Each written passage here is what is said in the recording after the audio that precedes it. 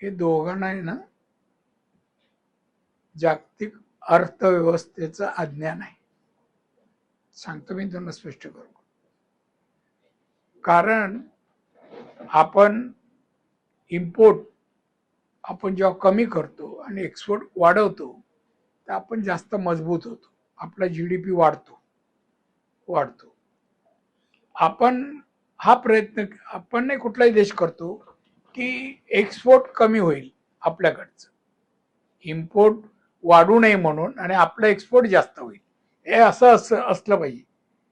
आता हा राहुल गांधी म्हणतो, काय बोलले ते मोदीनं, अपयश आहे.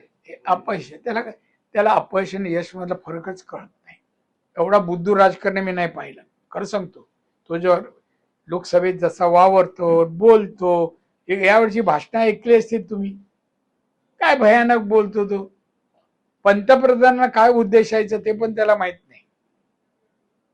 तू तुझ्या इकडचे जे काँग्रेसच्या राजवटीत जे झालं ना, सत्ता चालत होती, ते यश तेव्हा मिळवलं असतं ना तर तुमच्या पक्षाची ही दशा झाली नसती.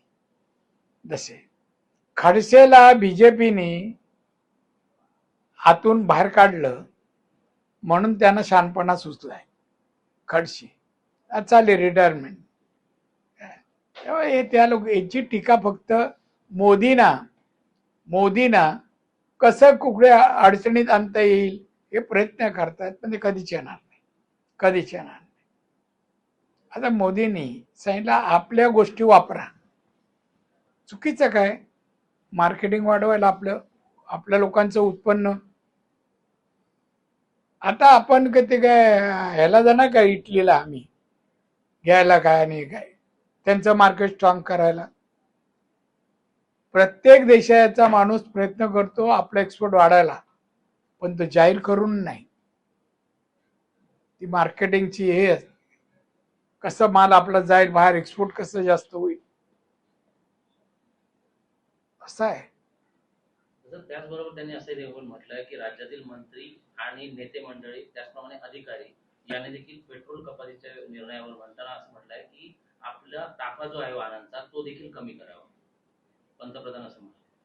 विरोधी पक्षांना पण ताफा दिलाय ना प्रोटेक्शनसाठी. तो काय मंत्री स्वतःहून मागत नाही. त्यांची व्यवस्था जी आहे कायदा सुव्यवस्थेची, त्या व्यवस्थेनुसार ताफा दिला जातो. आता आम्ही काय मागितलं नाही. काय की जे मंत्री आहेत राज्यातील, कारण पेट्रोल भविष्यात कमी तेवढा होऊ शकतो, त्यानुसार मंत्री असतील, अधिकारी असतील आणि जे प्रशासकीय अधिकारी असतील यांनी आपल्या ताफ्यातील वाहने जी आहेत ती देखील कमी करावी. मग ते योग्य आहे, त्यांनी मार्गदर्शन केलं तर चुकीचं काय? करावी. पेट्रोल आणि डिझेलची समस्या आहे, देशासमोर समस्या, तर ती समस्या दूर करायचं काम पहिल्या अधिकाऱ्यांनी आणि लोकप्रतिनिधी करायला पाहिजे. सत्तेवर आहेत त्यांची चुकीचं काही नाही आहे. तुम्ही म्हणालात गांधीवरून बोललात नाही, तो संपला, तिथे संपला बोलला नाही, त्यामुळे आमचा सुरू झाला.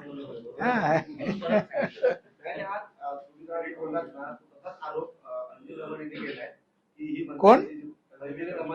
जाऊ दे रे, तू काय सगळ्या लोकांचे काय आहे ती रे, तिला कामधंदे काय? हे एकच कामधंदे आहे. मग दादा सध्या सिंधुदुर्ग जिल्ह्यातील म्हणजे कोकण किनारपट्टीच्या भागातील आंबा बागायतदार चिंतेत होता आणि त्याचप्रमाणे जो शासनाने जो निधी जो मंजूर केलेला होता तो 2200 रुपये एकरी होता, हेक्टरी होता. मात्र सद्यस्थितीला तो निधी कमी आहे. यासाठी 15 मेला राजू शेट्टी यांच्या 15 मेला राजू शेट्टी यांच्या नेतृत्वाखाली वर्षावर सिंधुदुर्ग, रत्नागिरी आणि रायगड मधील शेतकरी जे आहेत ते मोर्चा काढणार आहेत. आंबा बागायतदार किंवा काजू ही जी पिकं आहेत त्यांची या वर्षाच्या अवेळी पाऊस आणि हे सगळं झाल्यामुळे फार मोठं नुकसान झाले, वास्तव आहे, खरं आहे ते. त्यासाठी आम्ही सर्व कोकणातील खासदार, आमदार, मंत्री जे कोण आहेत ते आम्ही शासनाचं लक्ष वेधलं. मुख्यमंत्र्यांनी त्याच्यावर बैठक घेतली आणि त्याप्रमाणे त्यांनी यावेळेला काही ठराविक रक्कम मंजूर केली. ही पहिली आणि शेवटची नाही. आम्ही याच्यावर परत विचार करू. आता जून महिना सुरू झाला ना, विचार करू आणि वाढवून देण्याचे आमचे प्रयत्न आहेत. आता ते ह्याचं कोण शेट्टी म्हणालात, त्यांना आंदोलन केल्याशिवाय त्यांचं काम सुरू होत नाही ना. त्यांना एकच असतं आंदोलन. ना शेती करत, ना धंदा करत, ना राजकारण करत.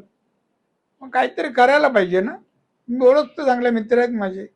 मी सल्ला देईन, बाबा रॉंग साईड आहे, करतो दिलं आहे ना मित्र.